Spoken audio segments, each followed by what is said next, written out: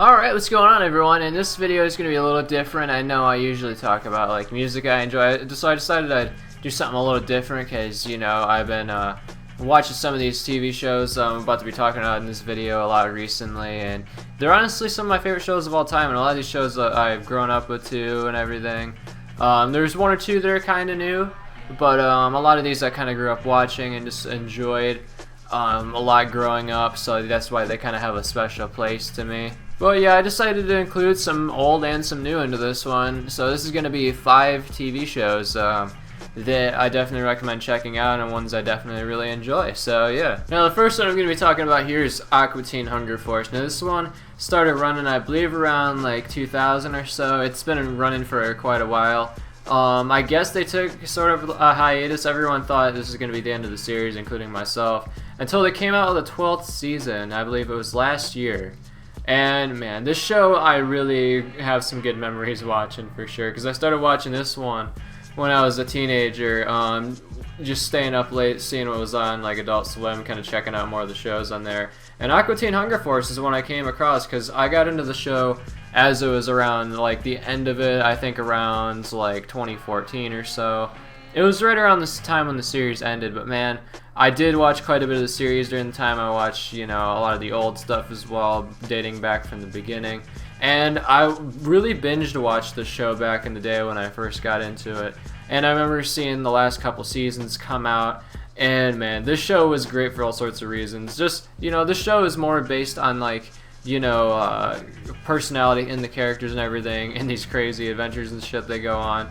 But yeah, there's like 3 main characters. I guess there could kind of be 4 if you count Carl, but the food item characters are Frylock, Shake, and Meatwad. And these 3 characters all have their own very unique personality. Frylock is kind of the more smart one and more wise one too, you know. He definitely isn't as much of like a Neanderthal as like Shake is. Shake is the more like Neanderthal type of one. It's kind of the more obnoxious one, the one that really just wants to be heard, you know, but is hilarious at the same time though. But yeah, Frylock is the one that's like the smarter one. He's the one that, you know, often works on like science experiments and stuff like that. Of course, you know, Shake and Meatwad wouldn't know much about that, but yeah, Shake is the more obnoxious one, and you know, he always tries to be the center of attention in the funniest of ways possible, which is why I like Shake. He fits the series well for sure. And you know, you got Meatwad too, who's the more innocent type of character, you know, the more impressionable type of one.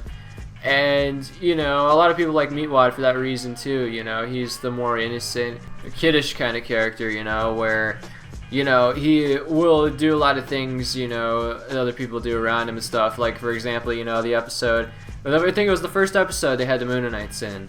And, you know, Meatwad was kind of being corrupted by the Moonanites into doing things like stealing from stores and stuff. And, you know, of course, he got in trouble for it and all that stuff. And it kind of goes to show Meatwad's character, he's really impressionable and innocent. But, you know, with the bad influence, it can be dangerous for sure.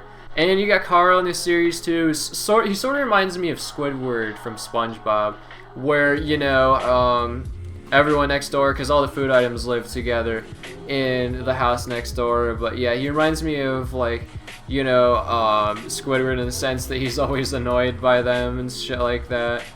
I mean, sometimes, you know, he'll like actually kind of get along with them, but you know, he's kind of like, you know, Squidward in a lot of ways. He's more of like a more mature version of Squidward, you know. And Carl's hilarious in the sense too. He seems like the type it's just so desperate for, you know, female attention and everything. It's just great. It's hilarious for sure. And yeah, Carl is friggin' awesome. There's some promos of him too that I definitely recommend checking out that are great. And there was actually at one point during the show when it was running that people were putting neon signs, I believe, of the Moonanites out on like, you know, just random scenery in a few cities and everything. And everyone was like, what the hell is this? And it actually made the news. They thought they were some sort of bombs or something, and this actually made the news, and they got in trouble for it. But man, you know, the fact that this show became a meme in that way is just something else, you know. I mean, you know, it's unfortunate that they got sent to prison and all that stuff, and, you know, whatever, but You know, for the meme aspect of it is actually kind of funny though, honestly. You know, I don't promote doing stuff like that exactly, but you know, it's still funny in terms of the meme aspect, you know, for the meme point of it, you know. And also they got 2 movies that they put out for the series, and yeah, I actually like both of them. I like Forever Plantasm a bit better though, which is the more recent one. But yeah, they're both great. Forever Plantasm is a bit short, but it's short and sweet though. It definitely is a short and sweet movie, and it was definitely worth it. You know, it definitely was worth watching, and I definitely recommend checking it out. And second here, we got a show called Delocated. Now this show was probably the most underrated Adult Swim show of all time, in my opinion. The show, of course, ended around, I believe, like 2014 or so, because this show is supposed to be, you know, more of like a story of, you know, a guy named John who's in the witness protection program is being hunted down by the Russian mafia because he testified against them. And it's supposed to be like an ongoing series. The story's supposed to go on, you know, more and more as time goes along and things escalate a bit more the more the show goes along. But yeah, it's a mockumentary, so it's supposed to be almost like they're presenting themselves like they're, you know, making a show and everything. Which they are, but, you know, of course it's not real, and they even say at the beginning, you know, of course this stuff isn't real. This is just, you know, a mockumentary, which, you know, means it's fiction. But honestly, the cast and the characters in the show are so good, man. They're hilarious. You know, I love the Merminskis. John is, of course, great. You can't go wrong with John. There's some characters, you know, that kind of get killed off because, you know, they're trying to make John's life a living hell because, you know, they're trying to get revenge on him, of course. So, you know, they're trying to make his life a living hell. At first, the goal was to just kill him, and then they figured, hey, let's just make his life a living hell in as many ways as we can, including, you know, killing people around him. And, you know, with the Merminskis, you got, of course, the father and everything, who is, you know, kind of a hard ass, which kind of, you know, comes into play with Sergei as well. He was the one that was really, you know, dedicated into hunting down John, making his life hell and everything in between, because he had the biggest disdain for John probably out of anyone. His brother Yevgeny was the one that was originally like trying to kill him and all that stuff. You know, he seemed like he was kind of onto it, you know, at first, but you know, he started pursuing his own like passions outside of that a lot more over time, like, you know, his comedy routine that he did in quite a few of these episodes, and where he'd make vodka jokes constantly, you know, and it was the running joke, was just, you know, his vodka jokes, and they were hilarious, you know, the way that it was presented, you know, it was presented like, you know, this was an actual like comedian and everything, and just for the fact that, you know, it was all vodka jokes, just made it hilarious in of itself. He's not as much of like a main antagonist kind of character as Sergei is, considering Sergei was the one that was more dedicated into, you know, hunting down John and making his life hell. But Yevgeny is still great too, considering he adds a lot to the series, because, you know, him and Sergei often clash, because Sergei thinks Yevgeny is, you know, the weaker brother and everything. He's, you know, not a real man and all that stuff, because, you know, he's into comedy and all that stuff, and stuff outside of, you know, trying to kill John and all that. And you got Susan, who actually is the woman he was with before that, supposed to be like his ex-wife and everything, who, you know, he had a son with, actually. And John's son is, you know, an important character in the series too, because of course, you know, it's his son and everything, you know, of course he's going to be close to him and all. But yeah, this series is funny. It's, you know, interesting to see as, you know, how as things escalate as the series goes along. The show is just great in general, and I definitely recommend checking it out. And third show I'm going to be mentioning here is King of the Hill. Now this one, you know, is kind of somewhat older too. I grew up with this one as well, you know, as a kid and everything. I started watching this one when I was, you know, pretty young, like probably around 9 or 10. And, you know, I got into it so much, you know, there's so much I liked about it. You know, there's actually a serious kind of element to a lot of these episodes. There's some humor to it as well, but, you know, there's actually some moments that really made you connect with a lot of these characters on a more emotional level, you know, which I definitely liked about the series. And, you know, this show actually has a lot of, like, life lessons in it, which I really enjoy about it as well, you know. It's one of those shows where it's not all, like, just jokes and all that. It's actually, there's some life lessons in this, sort of like how Family Guy is, but in a more, like, serious sense, though. With Family Guy, it was more of, like, you know, there's toilet humor and that type of stuff, and, all that, but you know, with this show it was a bit more serious. You know, there were some jokes still, don't get me wrong, but you know, there's a lot of serious elements to this, which you know can be good for the right mood, you know. And you got Hank, who's like, you know, the main character of the show, really, and you know, he's got his whole family. He's got, you know, Peggy, who's his wife, and he's got his son Bobby and everything. And his niece Luann lives with him too, or at least for part of the series, until you know, she meets this guy named Lucky and everything, and they end up moving out, I believe. And you got Hank's friends, like, you know, Boomhauer, Dale, and, you know, Bill. And each of these characters, you know, have their own unique personality. They're often, you know, sitting in front of an alley, you know, drinking beer and everything, you know, in their neighborhood they live in. And, you know, Dale's the one that's more like the conspiracy nut kind of guy. And rest in peace to Johnny Hardwick, too. He passed a couple of years ago, so rest in peace to him. And Bill is more of like, you know, the lonely kind of one, you know. He's just, you know, desperate for acknowledgement a lot of the time, and he's kind of a sadder character, but, you know, he's still quite interesting for sure, you know. And you got Boomhauer, who's the one that, you know, you can hardly understand half, you know, most of the time, but, you know, he still adds a lot to the series, you know, considering... You know, whenever you hear him listen, whenever you hear him talk, you just kind of laugh along with it, you know, even though, like, half of you can't even really understand, but, you know, after a while you can understand a bit more of it, it seems, I swear, but, you know, Boomhauer's still friggin' hilarious, regardless. And there's so many characters, you know, in this series, and so many of them, like, really show their importance. Like, you know, you got, Hank's boss and everything, you know, Buck Strickland.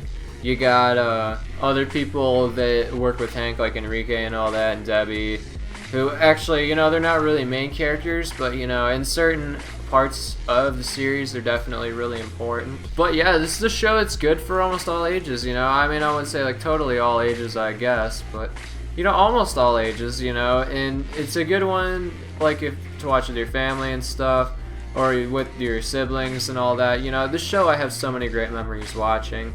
And it's one that'll always be a comfort show for me, because, you know, there's a more serious element to it, like I said, but, you know, it's also funny at the same time, and I connect with these characters on an emotional level a lot of the time. Like, you know, that one episode where Luann sees, you know, her ex-boyfriend's Buckley's Angel, who, you know, is her ex who passed and everything, and, you know, he comes back and is like a guardian angel to her. I really connected with that episode on an emotional level, you know.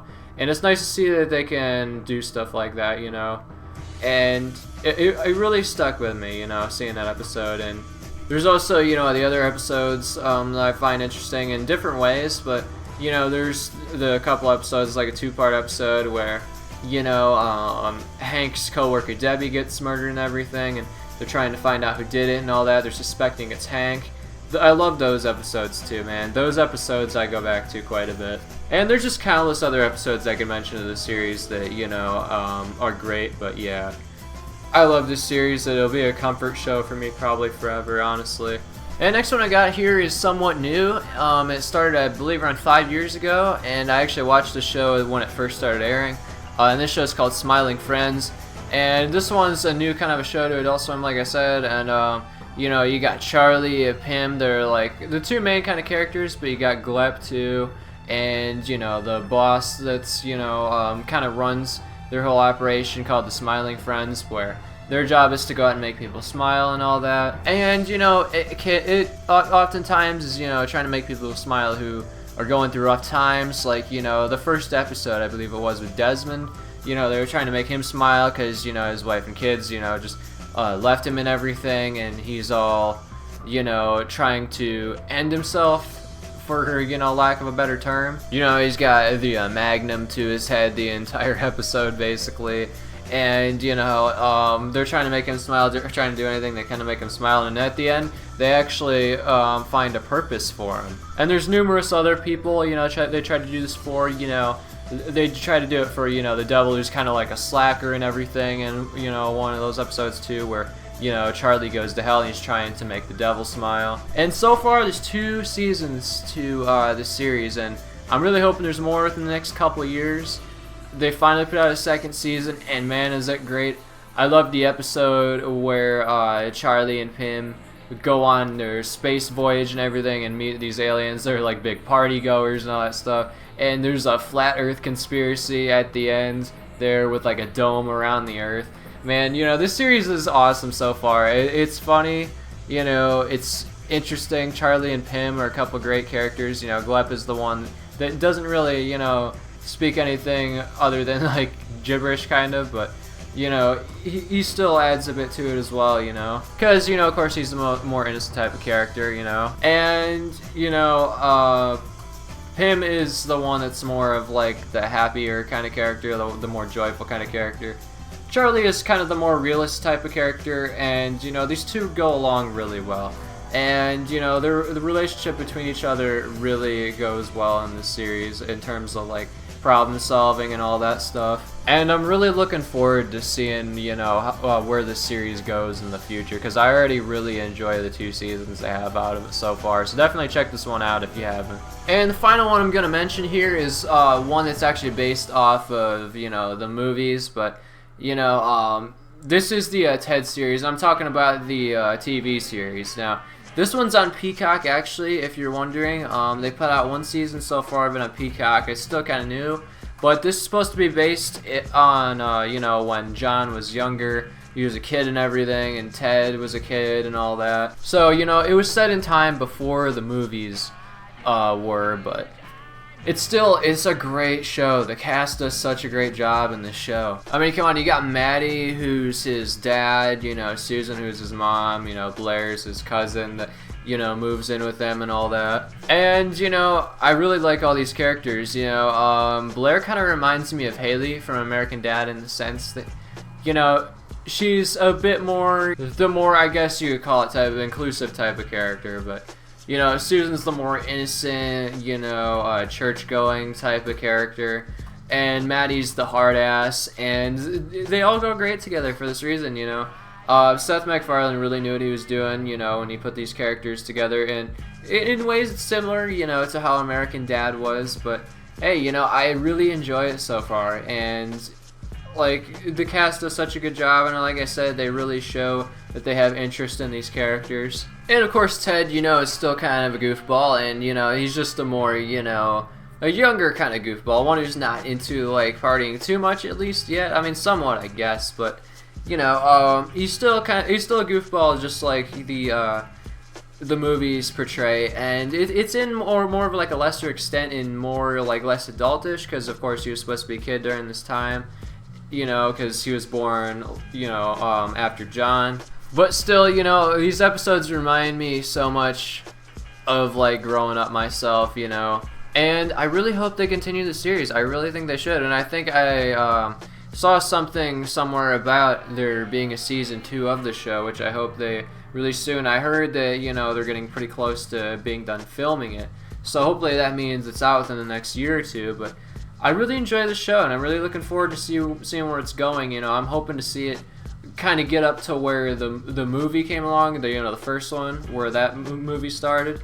I'm hoping to see that happen, where they just progress it, you know, until John becomes an adult and everything, and it's almost like set to the point later of almost like where the first movie was, you know, in terms of the storyline.